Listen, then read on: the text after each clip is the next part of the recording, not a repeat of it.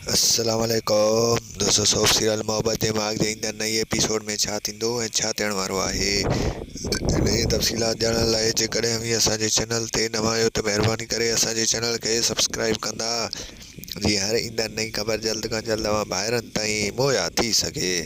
दोस्तों हाणे हलूं था ड्रामे जी तफ़सीलात जी तरफ़। तव्हांखे ॾेखारियो वेंदो त ईंदड़ नई एपिसोड में राणी पंहिंजी माउ खां पुछंदी आहे, मां जेकॾहिं तव्हां खां मासी काज़ी जेको आहे मुंहिंजो रिश्तो मोल लाइ घुरे त पोइ तव्हां छा ॾींदव। उन खां पोइ जेको आहे सो हू पंहिंजो रिएक्शन ॾेखारींदी ऐं जेको आहे इम्कानात आहिनि त हू चवंदी त जेको आहे असां राज़ी थी वेंदासीं ऐं तुंहिंजे ॿाहिरां जन खां पुछा कंदासीं। ऐं होॾो वरी तव्हांखे ॿुधाईंदा हलूं त जेको आहे सो होॾो ऑफिसर जी शादी जेको आहे तमामु जल्द हुन सां सभा सां थियण वारी हूंदी। तव्हांखे ॿुधाईंदा हलूं त ऑफिसर यानी अहमद वॾी कोशिशि कंदो त मां जेको आहे सो सभा सां जेको आहे मङणो करे विझां, बहरहाल हाणे इम्कानात आहिनि त जेको आहे सो ईंदड़ नई एपिसोड में या कुझु एपिसोडनि खां पोइ हिननि जो पाण में पाणो थी वञे। ऐं जेको आहे सो तव्हांखे ॿुधाईंदा हलूं त ऑफिसर उनखे मोर खे चवंदो त तूं पंहिंजे सभिनी माइटनि खे भले तूं हिते वठी अचिजांइ ऐं उन्हनि खे दावत बि ॾिजांइ, सभु भले हिते अचनि।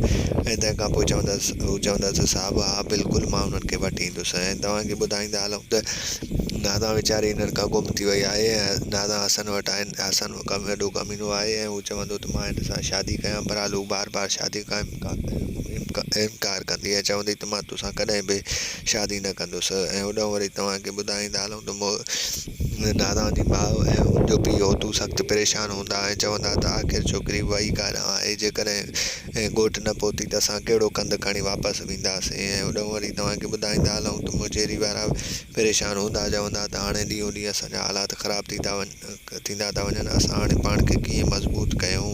दोस्तों तव्हांखे मुंहिंजो रिपोर्ट कीअं लॻो कमेंट में पंहिंजो राय ॾींदा। वठंदासीं इजाज़त, मिलंदासीं हिन वीडियो में, रखंदा पंहिंजो ख़्यालु, ॾींदा।